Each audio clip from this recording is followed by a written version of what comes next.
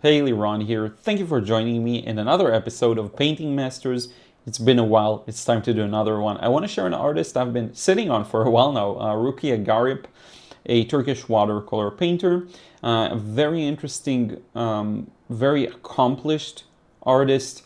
And I wanted to do this one for a while. I just was focusing on tutorials. That's basically it. So she is a member of the AWS and the IMWA, AWS American Watercolor Society. IMWA is International Master of Watercolor Alliance, if I'm not mistaken.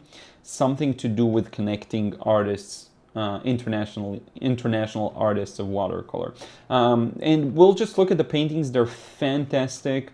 There is just so much to unpack here that I'd like to share with you.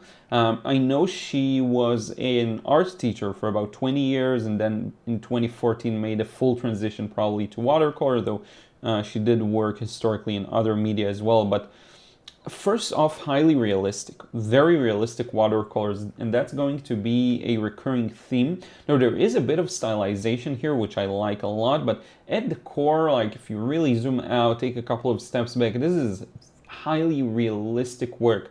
Now, I think the main thing that makes me really enjoy her paintings is her understanding of light and color. And this is a topic I've been enjoying exploring over the last 2 years as things are becoming clearer to me. With reflected light and with how light bounces off objects. So for example, if you look at this man's shirt, you can see all the lower parts of the folds and creases in the shirt. They reflect the bottom, which is lighter. They reflect light from the water's surface. Whereas the surfaces, the areas that are facing upwards reflect the sky, so they're bluer. And you'll see this everywhere. This man's white shirt is all over the place with colors. It reflects the ocean. It reflects a bunch of stuff. Same on this little boat here. Same on the fish. You see it everywhere. This little bit of light where, you know, light shines through this red case, whatever it is, red, it looks like some kind of a leather thing or maybe plastic, I'm not sure. This is fantastic. This is a control of the highest level of watercolor. And if we look at the background, there's also flow and there's interest there. You see this mountain ridge.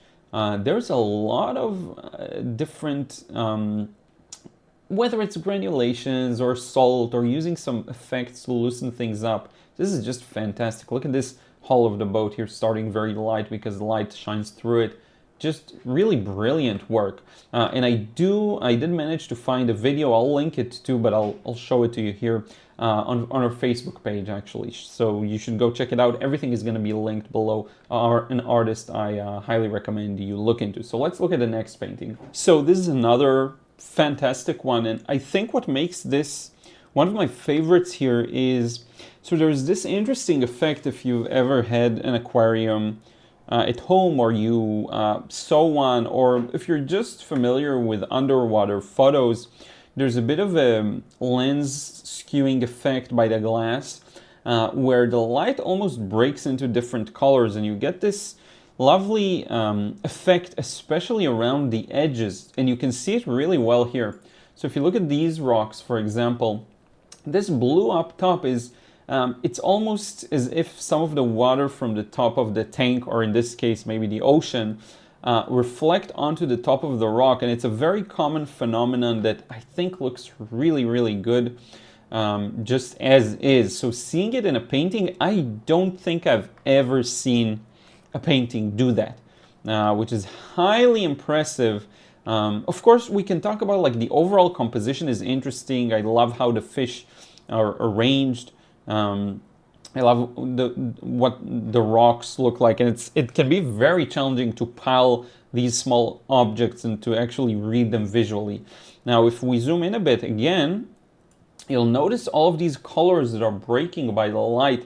And we can see very clear individual colors like these yellows and these blues and these reds, kind of magentas here.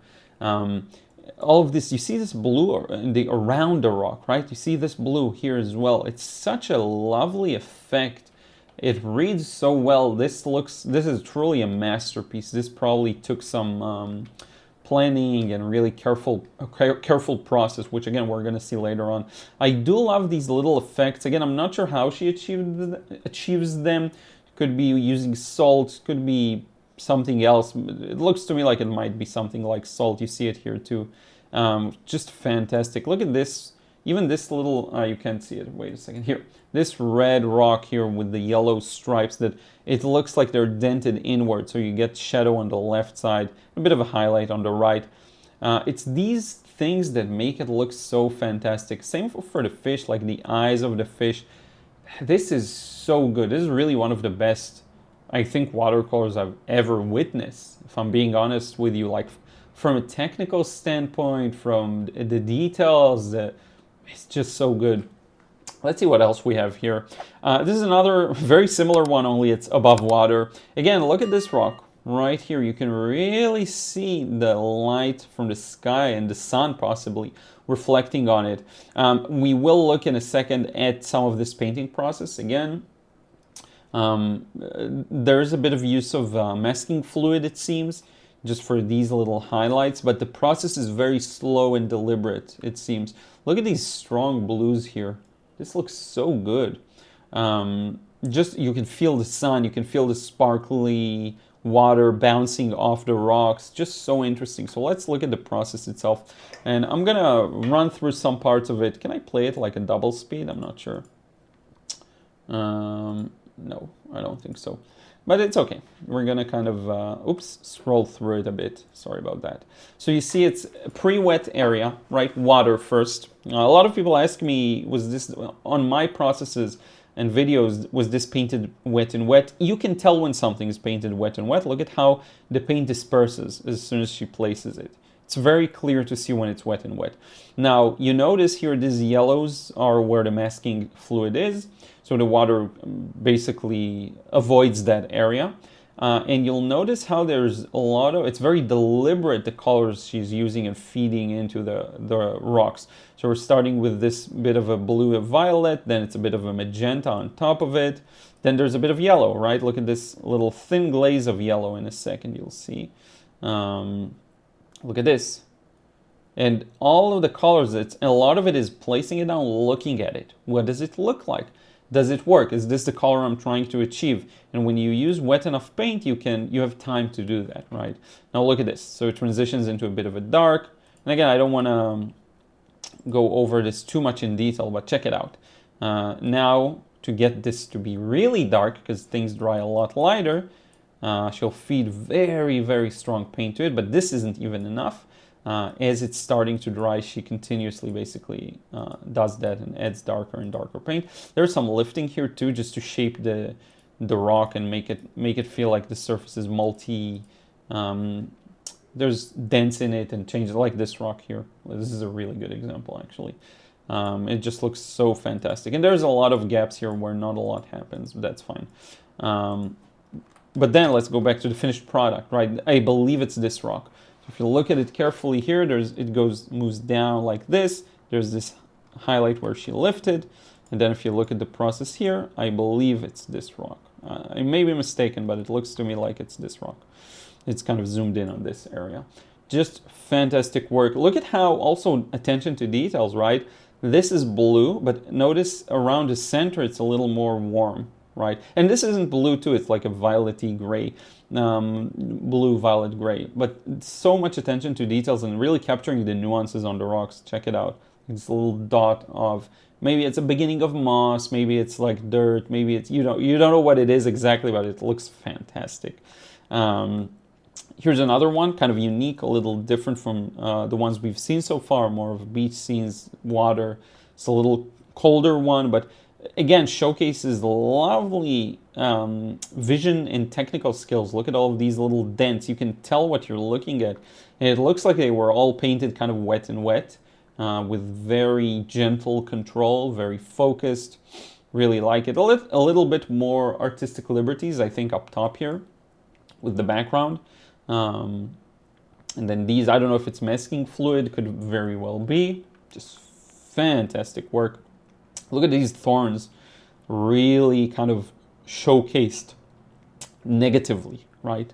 The image quality isn't the best, so we'll move on, but like really beautiful work. Here's another work in progress. I thought you'll enjoy this. Just seeing it mid-step, you know, a lot of people are frustrated with their paintings midway through the process. It's okay, you know, that's just how they're built. There's always a gap in the beginning between what you have in mind and what it looks like. Question is, can you bridge it? But there's no real point in being frustrated. This still doesn't look like the end result. And of course, we're seeing it after she painted this for hours probably, and it's really progress. You're looking at it and you're like, I wish mine would look like this probably mid-process, but yeah. One more, and we're gonna see the finished result in a second, but look at all of this. Again, the yellow is masking fluid, and slowly kind of building these waves and reflections you see. So for example, she probably did the same thing here, pre-wet this area, and then placed this brush stroke of blue, while keeping this a smooth edge, right? And then afterwards adding those details that mimic seeing under the waves, right? Because the waves break the light, and so with this angle you're reflecting, the sky maybe is reflected or light is, but then at a very specific angle here you can see through down to the water and the rocks. Here you can see it as well. So it is a very clever way of portraying it, very accurate. I think it requires a lot of understanding of why things look the way they are, and also really strong technical prowess and vision. I really like this little mountain ridge and all of these, again, beautiful effects, trees, whatever it is. And if we move on to the next one, this is the finished result. And again, look at this effect of water breaking the light. Look at this, where the wave, it goes from light to dark. And you know, you may look at this and think, wow, this is impossible to paint. I don't know if, a lot of people I know have these thoughts. I don't think I'll ever be able to paint this. What you have to remember is that I'm not gonna say everyone can paint this way, not at all. That would be diminishing what Rukiye has achieved. But I think with enough patience, a lot of people would be shocked to discover what they can achieve. If you really just gradually, patiently build it, you don't lose sight of your vision, even if it doesn't yet look like the thing you want it to look like, you keep going, you'd be surprised at what you can achieve when you are able to see the things in your reference, in your subject matter. If you're able to notice these things, you will be able to paint them. Will you do as good a job as this? No, not in the beginning. But it is very much possible. It is possible. And lastly, I want to wrap up with this one. This was one of the first ones that popped to my mind when I wanted to feature her paintings. Similar subject in a way. We see underwater, we see all these leaves. Some of them, again, some of the details underwater are visible, some of them aren't. Here you can see a lot of the waves because there's a shadow probably here, a reflection. Here you see the sky. In all of these circles, you know, you see these as ripples, but it's just shapes. It's abstract shapes. If I zoom in closely enough, this is just a shape. It's a shape, starts with an orange, goes with a bit of yellow, goes with a bit of just dark blue gray, and that's it. And this here was a highlight that was painted with gentle blues, and then on top of it was added a little darker blues, and when you zoom out of all of these details, you get a finished picture. It's as straightforward as that. Look, I really hope you enjoyed this episode. It's been a while since we did a Painting Masters. I'm going to link down below again her website, Instagram, paintings for sale as well. Wonderful artist, again, based in Turkey. Lots of years of experience. Follow her on Instagram. Highly recommend it. On Facebook, wherever you are. I think just to get inspired, it's worth it, right? I think more than lessons and how-tos and following others, what I find is to see artwork that is highly inspiring to me just makes me want to sit down and paint, and then I do. So yeah, I hope you enjoyed this one. Thank you so much for watching. Be sure to subscribe if you're enjoying these, because there will be many more. If you still aren't subscribed, like 70% of my views are from people who are unsubscribed. So be sure to do that, around that number, somewhere there. Thank you so much for your support on the recent videos. I really appreciate it. And yeah, we'll talk to you again soon. Take care.